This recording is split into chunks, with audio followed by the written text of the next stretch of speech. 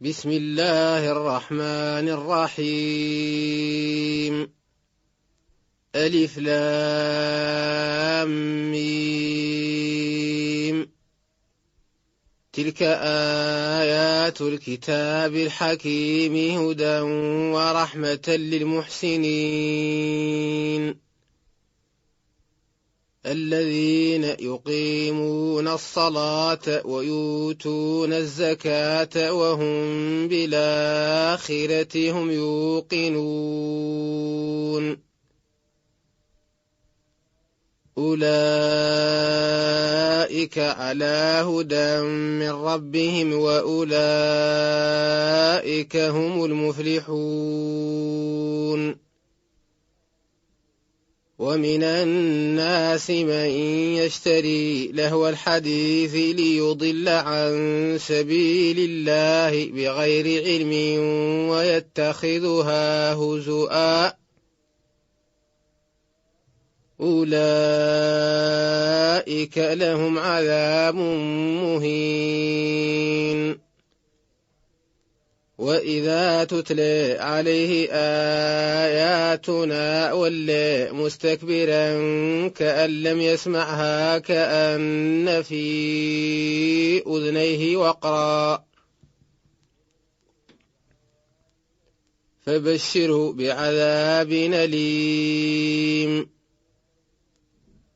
إن الذين آمنوا وعملوا الصالحات لهم جنات النعيم خالدين فيها وعد الله حقا وهو العزيز الحكيم. خلق السماوات بغير عمد ترونها وألقى في الأرض رواسي أن تميد بكم وبث فيها من كل دابة وأنزلنا من السماء ماء فأنبتنا فيها من كل زوج كريم. هذا خلق الله فأروني ماذا خلق الذين من دونه بل الظالمون في ضلال مبين. ولقد آتينا لقمان الحكمة أن اشكر لله ومن يشكر فإنما يشكر لنفسه ومن كفر فإن الله غني حميد. وإذ قال لقمان لابنه وهو يعظه يا بني لا تشرك بالله إن الشرك لظلم عظيم. ووصينا الإنسان بوالديه حملته أمه وهنا على وهن وفصاله في عامين أن اشكر لي ولوالديك إلي المصير. وإن جاهداك على أن تشرك بي ما ليس لك به علم فلا تطعهما وصاحبهما في الدنيا معروفا واتبع سبيل من أناب إلي ثم إلي مرجعكم فأنبئكم بما كنتم تعملون. يا بني إنها إن تك مثقال حبة من خردل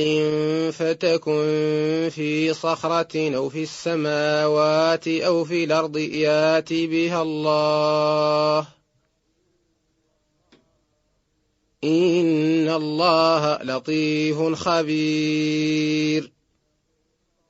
يا بني أقم الصلاة وامر بالمعروف وانهى عن المنكر واصبر على ما أصابك إن ذلك من عزم الأمور ولا تصاعر خدك للناس ولا تمشي في الأرض مرحا إن الله لا يحب كل مختال فخور واقصد في مشيك واغضض من صوتك إن أنكر الأصوات لصوت الحمير ألم تروا أن الله سخر لكم ما في السماوات وما في الأرض وأسبغ عليكم نعمه ظاهرة وباطنة ومن الناس من يجادل في الله بغير علم ولا هدى ولا كتاب منير وإذا قيل لهم اتبعوا ما أنزل الله قالوا بل نتبع ما وجدنا عليه آباءنا أولو كان الشيطان يدعوهم إلى عذاب السعير ومن يسلم وجهه إلى الله وهو محسن فقد استمسك بالعروة الوثقى وإلى الله عاقبة الأمور ومن كفر فلا يحزنك كفره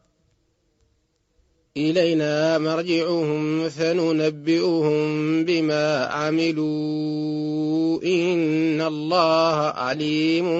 بذات الصدور نمتعهم قليلا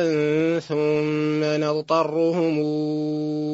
إلى عذاب غليظ ولئن سألتهم من خلق السماوات والأرض ليقولن الله قل الحمد لله بل أكثرهم لا يعلمون لله ما في السماوات والأرض إن الله هو الغني الحميد ولو أن ما في الأرض من شجرة أقلام والبحر يمده من بعده 7 أبحر ما نفدت كلمات الله إن الله عزيز حكيم ما خلقكم ولا بعثكم إلا كنفس واحدة إن الله سميع بصير ألم تر أن الله يولج الليل في النهار ويولج النهار في الليل وسخر الشمس والقمر كل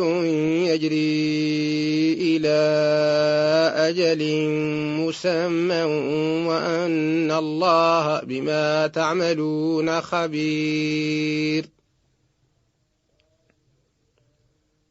ذلك بأن الله هو الحق وأن ما تدعون من دونه الباطل وأن الله هو العلي الكبير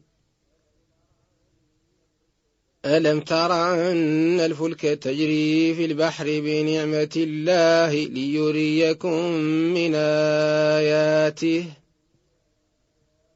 إن في ذلك لآيات لكل صبار شكور وإذا غشيهم موج كالظلل دعوا الله مخلصين له الدين فلما نجيهم إلى البر فمنهم مقتصد وما يجحد بآياتنا إلا كل ختار كفور يا